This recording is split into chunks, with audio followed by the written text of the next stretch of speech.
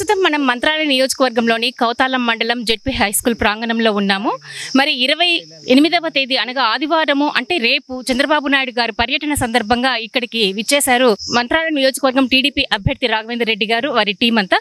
చంద్రబాబు నాయుడు ప్రజాగలం యాత్ర సందర్భంగా మరి ఆ పర్యటన సందర్భంగా ఇక్కడ స్థల పరిశీలన క్షేత్ర పరిశీలన పరిశీలించడానికి ఇక్కడికి విచ్చేశారు. మరి వారితో మాట్లాడదాం. నమస్కారం అండి. మరి చంద్రబాబు నాయుడు గారి పర్యటన ప్రజాగలం యాత్ర కౌతాలం మండలంలోనే ఈ ప్రాంగణంలోనే మీరు ఎన్నుకోవడానికి కారణం చెప్తారా? ఈ ప్రాంతం బాగా వెనుకబడిన ప్రాంతం, మండలం కూడా బాగా వెనుకబడిన మండలము. ఈ మండలం గురించి సార్కి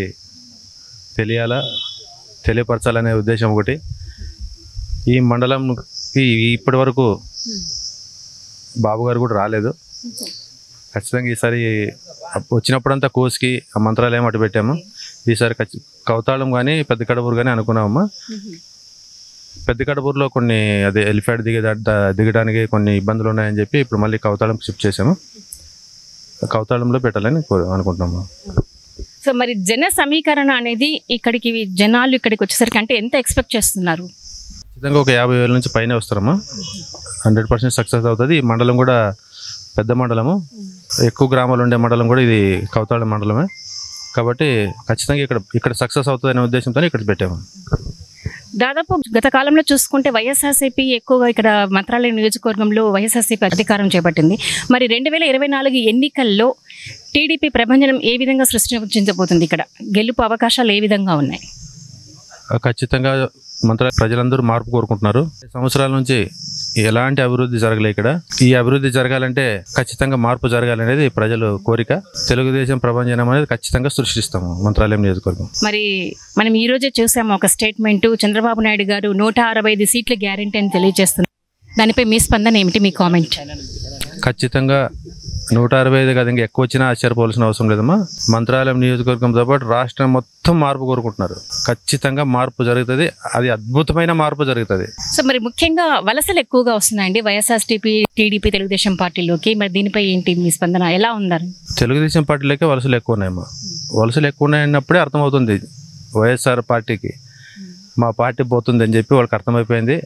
ఈ అరాచక పాలన పోవాలంటే ఖచ్చితంగా తెలుగుదేశం ప్రభుత్వం రావాలా అనేది ప్రజల కోరిక. నాయకులు కూడా అక్కడ ఉండి విసుకొచ్చి మా పార్టీలోకి వస్తున్నారు. అప్పుడే అర్థమైంది అలా జగన్మోహన్ రెడ్డి గారికి. ఖచ్చితంగా మార్పు కోరుకుంటానమ్మా. ఖచ్చితంగా మారుతుంది కూడా గవర్నమెంట్. అది అద్భుతంగా మారుతుంది, మళ్ళీ అటు ఇటు కాదు, అద్భుతంగా మారుతుంది అన్న కాన్ఫిడెంట్ మీలో కనిపిస్తుంది. మరి ఎటువంటి ఎజెండాతో మీరు ప్రజల్లోకి వెళ్తున్నారు? మంత్రాలయం నియోజకవర్గంలో ముఖ్యంగా అభివృద్ధి అనేది లేదు.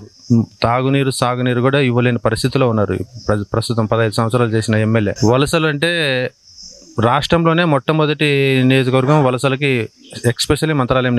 వలసలు అరికట్టాలంటే సాగునీరు తాగునీరు, ఈ సాగునీరు అనేది ఇంపార్టెంట్ అమ్మా. సాగునీరు ఇచ్చామంటే పొలాలు పండిస్తూ కొంత డెవలప్ అవుతారు, వలసలు అనేది తగ్గుతాయి. మేము ఖచ్చితంగా తాగునీరు సాగునీరు ఇవ్వడానికి ఫస్ట్ ప్రిఫరెన్స్ ఇస్తాము ఈ నియోజకవర్గ ప్రజలకు. సార్, మరొక విషయం ఇక్కడ ప్రస్తావించాలని అనుకుంటున్నాం. ఎందుకంటే గత కాలం నుంచి చాలా సంవత్సరాల నుంచి ఈ మంత్రాలయ నియోజకవర్గంలో టీడీపీ మానియా ఎక్కువగా ఉండేది, తెలుగుదేశం పార్టీ యొక్క ప్రభావం ఎక్కువగా ఉండింది. మరి గతంలో ఎందుకు వైఎస్ఆర్సీపీ విజయాన్ని సాధించింది? దానికి అంటే టీడీపీ చేయవలసిన కృషి మిస్ అయిందంటారా? టీడీపీ కృషి ఏం మిస్ కాలేదమ్మా. ఇక్కడ మంత్రాలయం నియోజకవర్గంలో విద్యాపరంగా బాగా వెనుకబడిన నియోజకవర్గం. ప్రజలు కూడా మా ఏజ్ వాళ్ళకంటే ఇంకా ముందు ఉండేవాళ్ళు చాలా అమాయకత్వం వాళ్ళది. ఎట్లా చెప్తే అట్లా తల ఊపేవాళ్ళు.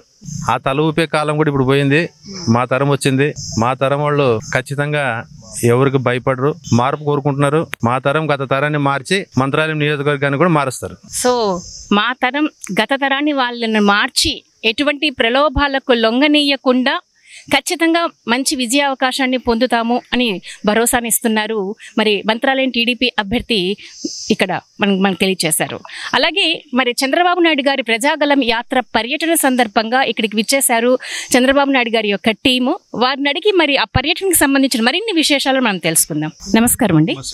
రేపు చంద్రబాబు నాయుడు గారి పర్యటన కౌతాలం మండలం జిల్లా పరిషత్ ప్రాంగణంలో ఏర్పాటు చేస్తున్నారు. మరి వాటి యొక్క విశేషాలు తెలియదు. ఓకే మేడం, మా అధినాయకుడు నారా చంద్రబాబు నాయుడు ప్రజాగలానికి 28వ తారీఖు 2 గంటలకి ఇక్కడికి విచ్చేస్తున్నారు.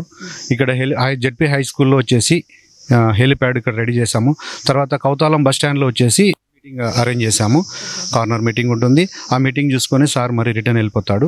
కాబట్టి ఇక్కడ ఉన్న ప్రజలందరూ కానీ యువత, మోస్ట్లీ ఎక్కువ యువత, తర్వాత మహిళలు అందరూ ఈ కార్యక్రమాన్ని విజయవంతం చేయాలని తెలియజేస్తున్నాము. తర్వాత సార్కి ఇంతవరకు ఇక్కడ ఈ ఏరియా తెలియదు కాబట్టి సార్ ఇక్కడికి వస్తే ఇక్కడ ఉన్న వాతావరణ పరిస్థితులు ఏంటి, వీళ్ళ డెవలప్మెంట్స్ ఏంటి, కాబట్టి అవన్నీ చూసిన తర్వాత ఖచ్చితంగా ఇక్కడ ప్రజలకు నీడ్ అనేది ఉంది కాబట్టి ఖచ్చితంగా మా అధినాయకుడు చేస్తాడు. రాబోయే కాలంలో అంటే ఇప్పుడు వచ్చే ఏదైతే ఉందో 2024లో ఖచ్చితంగా సార్ 165 చెప్పాడు కదా, అంతకన్నా ఎక్కువ వచ్చే అవకాశం కానీ ఉంది మేడం. సో మరి ఇది 165 కాదు, అంతకంటే ఎక్కువగా మేము సంపాదించుకోగలం, అంతకంటే ఎక్కువ విజయ అవకాశాలు పొందగలం అన్న భరోసాని ఇస్తున్నారు వారు. సో అలాగే ఇక్కడ మన ముందర టీడీపీ సీనియర్ నాయకులు ఉలియయ్య గారు ఉన్నారు. మరి వారి అడిగి విజయ అవకాశాలు ఇంతకంటే మెరుగ్గా ఏ విధంగా తెచ్చుకోగలరు అనే విషయం గురించి వారితో ప్రస్తావిస్తాం. నమస్కారం సార్. నమస్కారం అండి. మరి చెప్పండి సార్, ఇప్పుడు మన రఘురామ్ సార్ చెప్పారు టీడీపీ అభ్యర్థి గారు మరి దాదాపు 165 ఈజీగా తెచ్చుకోగలమని. మరి మీ అభిప్రాయం ఏంటి, మీ కామెంట్ ఏంటి? తప్పకుండా విజయం సాధిస్తాం మేడం. 165 కంటే సీట్లు ఎక్కువగా వస్తామని మా నమ్మకం. ఇక్కడ వెనకబడిన ప్రాంతం కౌతాలం మండలం, ముఖ్యంగా తాగునీరు, ఈ ఏరియాలో తాగునీరు, సాగునీరు వస్తే తప్పకుండా వలసలు ఆగిపోతాయి మేడం. మా చంద్రబాబు నాయుడు గారు ఉన్నప్పుడు లిఫ్ట్ ఇరిగేషన్ స్కీములు చేశాడు. అవి వీళ్ళు పూర్తి కూడా చేయలేదు మేడం. అవి పూర్తి చేసి ప్రజలు, వ్యవసాయదారులకు సాగునీరు అందిస్తాం. ఆ డెవలప్ని, వలసల్ని అడ్డుకుంటాం. తాగునీరు కూడా సురక్షిత మంచినీటి అందిస్తాం. ప్రజలకి దాహాన్ని తీరుస్తాం. ఇది తప్పకుండా మన చంద్రబాబు నాయుడు సూపర్ 6 పథకాలతో ముందుకెళ్తాం. తప్పకుండా చంద్రబాబు నాయుడుని సీఎం చేస్తాం.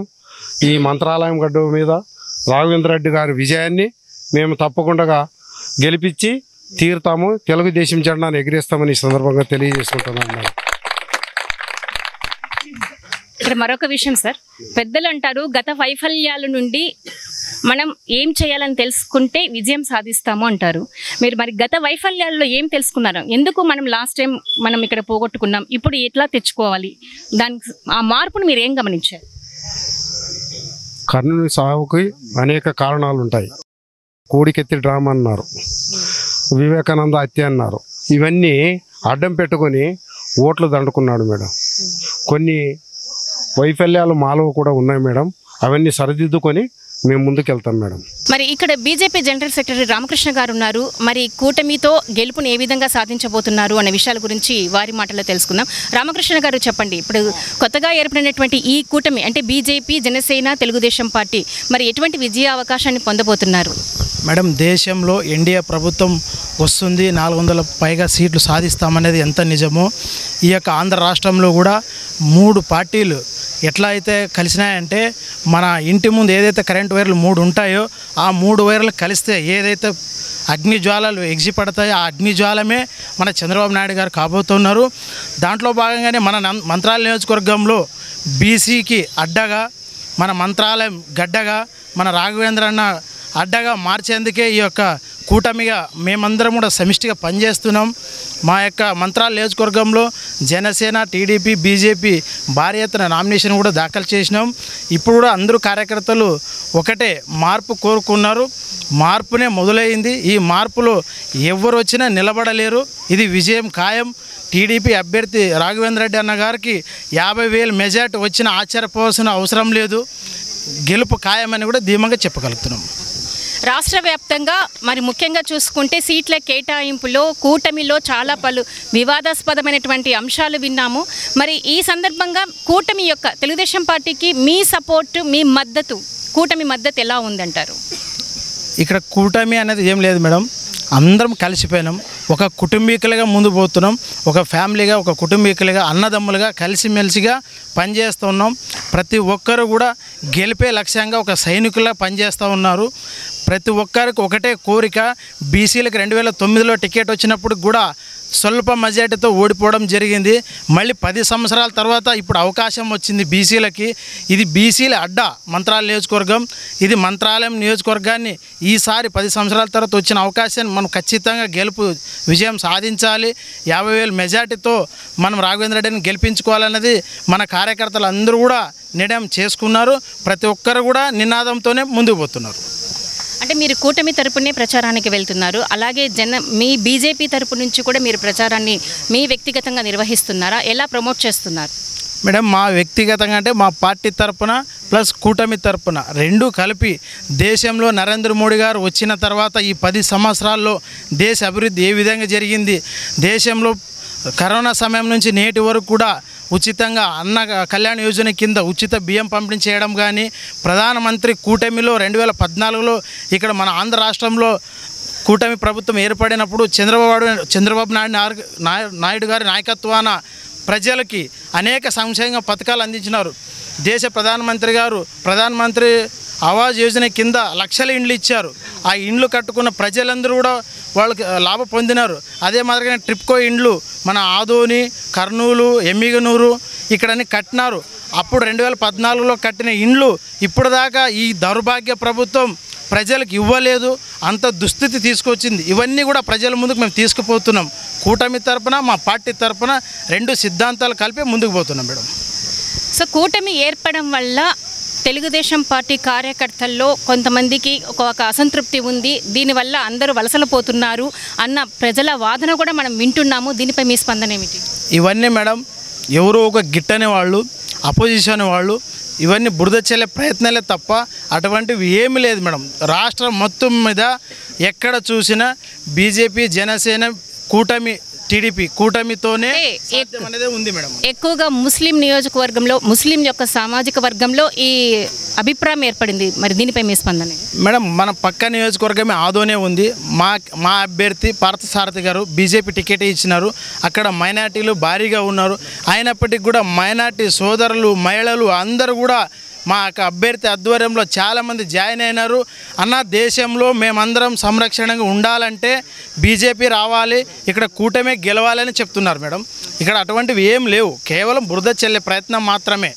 సో మరి మంత్రాలయం నియోజకవర్గంలో తెలుగుదేశం పార్టీ ఘన విజయాన్ని సాధించబోతుందన్న ఆశాభావాన్ని వ్యక్తం చేస్తున్నారు మంత్రాలయం నియోజకవర్గ అభ్యర్థి రాఘవేంద్ర రెడ్డి గారు, అలాగే బీజేపీ జనరల్ సెక్రటరీ రామకృష్ణ గారు. మరి అలాగే చంద్రబాబు నాయుడు గారి ప్రజాగలం యాత్ర సక్సెస్ చేయాలని, విజయవంతంగా నిర్వహించాలన్న ఉద్దేశంతోనే ఇక్కడికి వచ్చి మరి ఇక్కడ పనుల పరిశీలన కూడా చేస్తూ ఉన్నారు. కెమెరామెన్ విజయ్ మోహన్తో anchor Sunitha from 1TV news channel, Hyderabad.